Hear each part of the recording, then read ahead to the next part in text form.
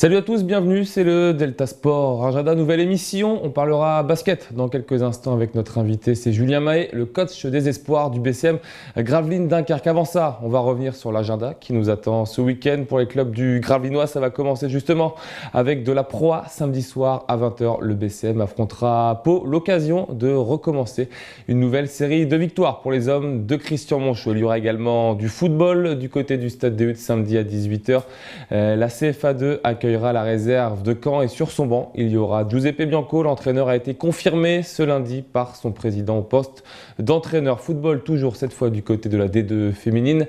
L'USG se déplace à Templemar en championnat. L'objectif, s'éloigner de la zone de relégation. La zone de relégation, on en parle également en DH avec Lone Plage qui recevra dimanche à 15h l'équipe de Vermelles. On jouera également au basket du côté de l'UBGS qui se déplace à Tourcoing. Ce sera samedi à 20h. Et sur Gravelines, il y aura un choc dimanche en pré-nationale féminine. Le GBF reçoit Armentières. C'est tout simplement un choc entre leaders. Les deux équipes n'ont perdu qu'une seule fois pour l'instant en championnat. C'est dire la grosse saison proposée par les filles de Stéphane Dupas. Enfin, sachez qu'il y aura également du handball vu que l'équipe de David Darras se déplace du côté de Ronchin en National 2. Ce sera là aussi un match à suivre samedi à partir de 20h45. Le résumé de cette rencontre et des autres rencontres seront bien sûr présentés dans le Delta Sport lundi. Là, notre invité, c'est Julien Mahé. Bonjour Julien. Bonjour. Merci d'avoir accepté l'invitation. Alors vous êtes ici tout d'abord pour parler des espoirs avec qui vous faites pour l'instant une excellente saison. C'est 18 victoires en 18 matchs. Comment on comprend ce début de saison formidable de vos joueurs ? On n'avait pas prévu obligatoirement que ça se passerait aussi bien. Maintenant, d'entrée, on a réussi à aller chercher un ou deux résultats positifs qui ont mis tout le monde en confiance.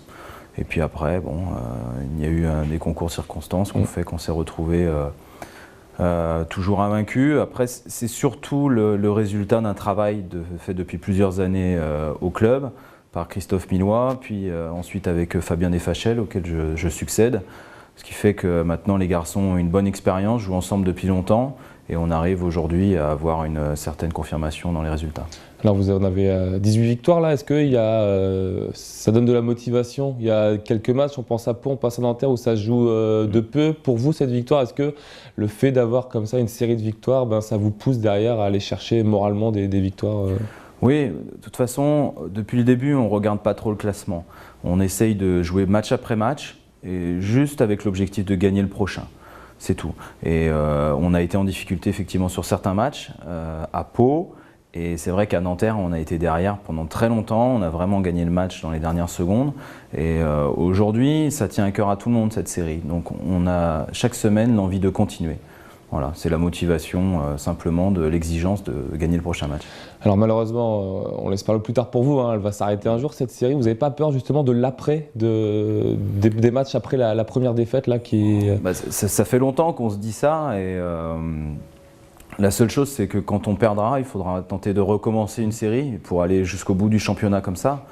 Voilà, c'est vrai qu'on a tendance à dire qu'on voit le réel caractère d'une équipe que lorsqu'elle perd. Si on peut rester comme ça, nous, sans perdre, c'est très bien. Et je pense que déjà, on a vu le réel caractère de l'équipe quand on a été malmené sur quelques matchs.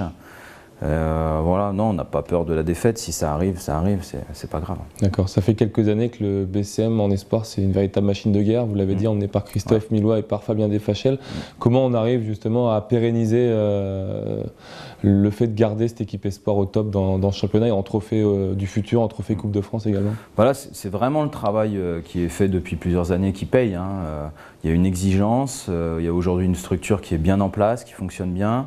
Avec la volonté de prendre des garçons d'abord qui sont issus de la région, ce qui fait qu'il y a une vraie identité autour du club et de l'amour du maillot.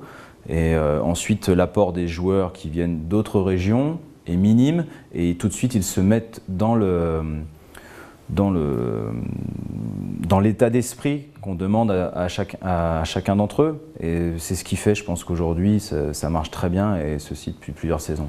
Parce que là, dans votre effectif espoir, il y a la majorité, c'est que des garçons qui étaient là depuis le début de la formation gravelinoise.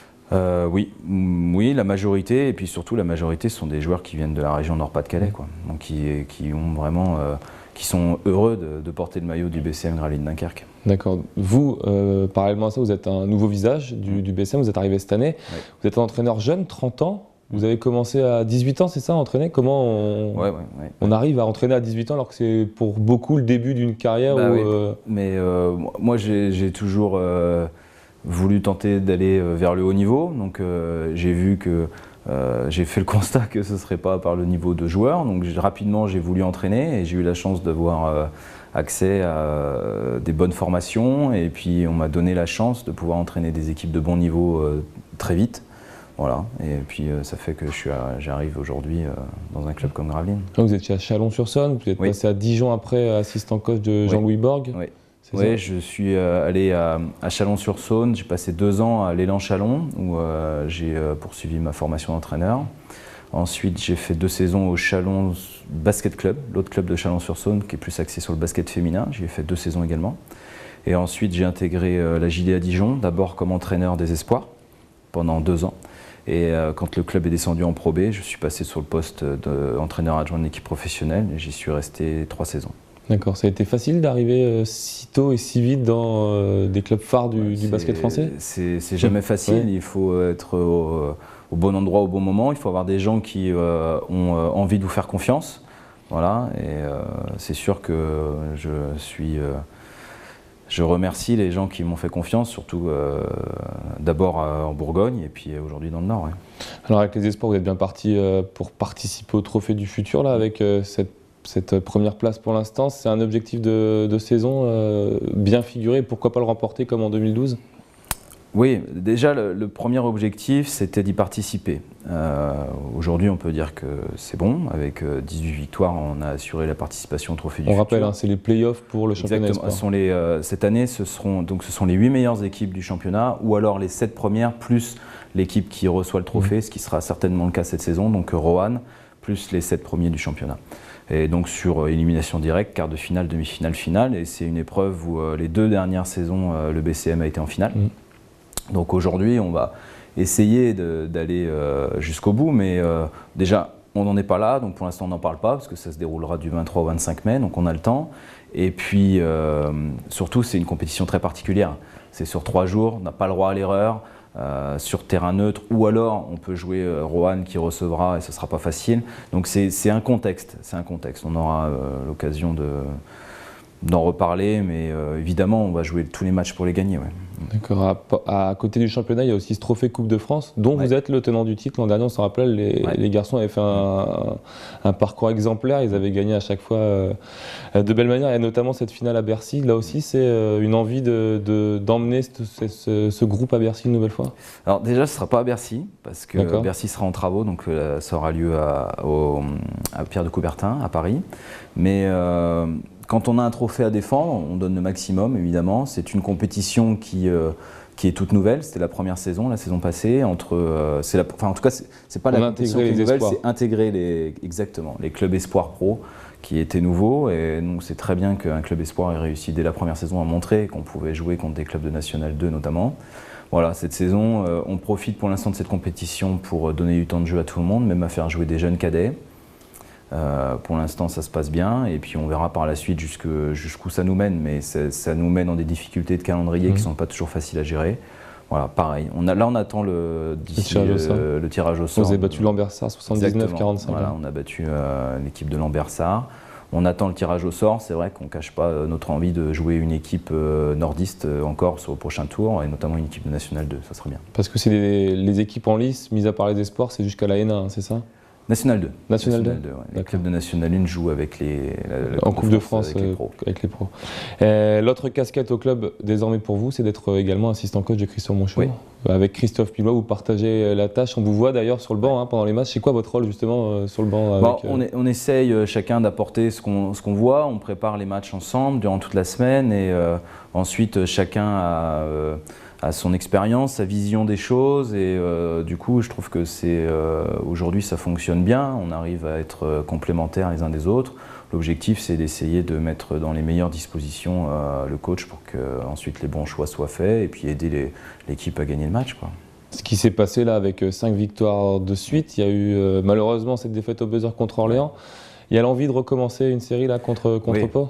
Oui. Bah, c'est pareil, hein, on est vraiment dans l'idée de jouer match après match. Voilà, on a eu un coup d'arrêt, mais bon, un coup d'arrêt sur le. C'était soit l'un soit l'autre. Hein, un coup d'arrêt on a acheté la pièce en l'air pour savoir. Parce que c'était vraiment un match de très haut niveau. Donc maintenant, il faut repartir de l'avant immédiatement, gagner chez nous contre Pau. Et puis peut-être, évidemment, avoir l'ambition de repartir sur une série. Il y en a beaucoup qui espèrent vous voir en play-off à la fin de la phase retour, vous aussi? Nous aussi, évidemment, on aimerait bien y participer. Hein. On a eu une période un petit peu difficile. Là. En ce moment, ça va mieux. Il faut voir match après match. Le championnat est très indécis. Tout le monde peut battre tout le monde. Ce sera compliqué. Ça va jouer jusqu'au bout. Je pense qu'il y aura encore beaucoup de surprises. Donc voilà, maintenant il faut réussir à être constant et faire une série de victoires. Surtout que dans les prochaines semaines, et Abdoulaye Mbaye et Solo Diabaté vont revenir. Vous allez vous retrouver à 11 jusqu'à la fin de la saison. Ça, c'est quoi? C'est quelque chose de bien d'être à 11? C'est une rotation en plus? Bien sûr, ça va nous faire des joueurs professionnels, d'expérience supplémentaires. Ça peut que nous améliorer. Ouais. Il n'y a pas de souci de concurrence? Vous serez notamment 5, je crois, sur les postes 1 et 2, les postes d'arrière? C'est du sport professionnel, hein, donc tout le monde doit aller dans le même sens pour le bien de l'équipe et faire en sorte que l'équipe gagne. Tant mieux. Bon, on verra ça donc dès samedi face à Pau. Merci Julien d'être passé sur le plateau du Delta Sport Ajaccio. On se retrouve nous lundi donc pour revenir sur tous ces résultats et on l'espère sur la victoire du BCM face à Pau. Bonne soirée à tous. Salut.